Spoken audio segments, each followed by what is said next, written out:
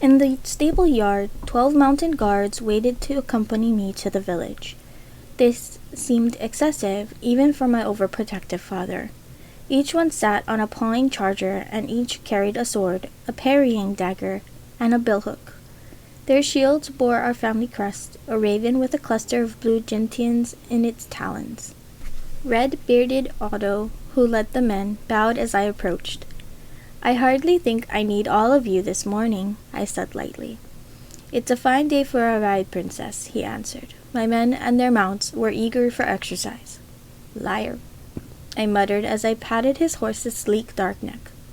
Otto's mouth curved up in the faintest shadow of a smile. "Did you say something, Your Highness?" I looked at him innocently. "Oh no, Sir Otto."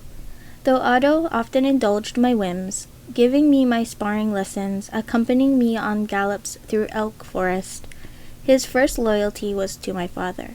This meant that he couldn't cause me strife by admitting that any army of bloodthirsty enemies approached.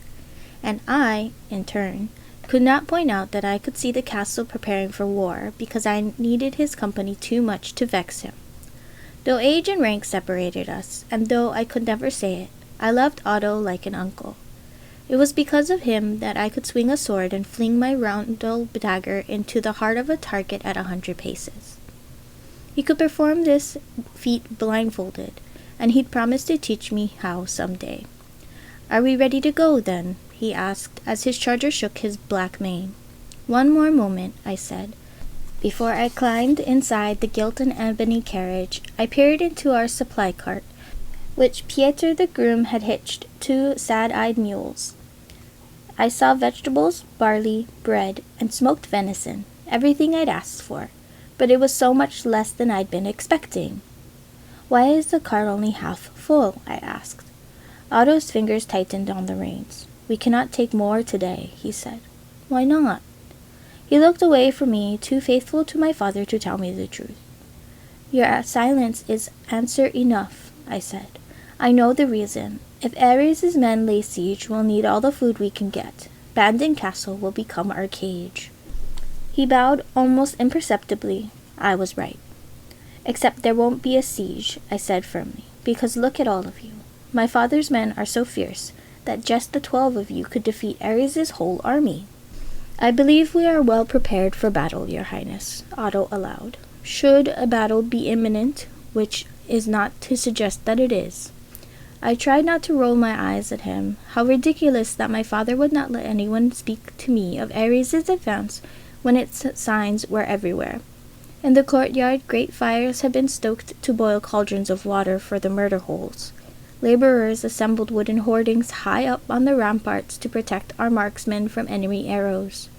Of course, Ares' army was never supposed to get close to Bandon Castle in the first place. Our knights would cut them down like stalks of wheat on the great field of war, just as they had done with every other foe.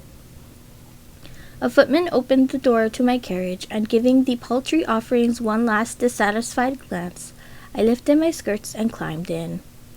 I loved this weekly trip into the village. The hours I spent on my errands of mercy were the only hours I was sovereign to myself. Alone in the carriage, with no one to scold me, I was free to sing loudly, and possibly out of tune, free to pull my hair from its coils, let it fall around my shoulders, and blow against my face as the wind rushed through the carriage window, free to delight in everything around me, at the vast grasslands, the steely curve of the river Lathe, and the snow-tipped mountains in the distance. In these moments, I didn't have to hold my head as if a queen's crown were upon it already. I could simply be a girl like any other. A girl with no responsibility to rule a kingdom alone, at least not yet. The golden, late autumn sun had come out, and with it my mood had brightened. It was impossible to imagine anything bad ever happening to us. "Don't lean your head out the window like a hound," Otto said, trotting next to me. I laughed and kept doing it just to spite him. We were but a mile from the village. Already we'd come to their fields, barren now at the end of harvest season. Nothing was left of the oats and barley but broken stubble. The beans had been all picked, and the land lay naked. The breeze carried the smell of something burning. I squinted. In the distance, I could see black whorls of smoke above the cottages. Otto, what's happening? I asked. What is that burning? But he did not answer, and this time I knew that it wasn't a matter of loyalty to my father. He didn't know either. Otto's brow darkened as he spurred his horse ahead to the village.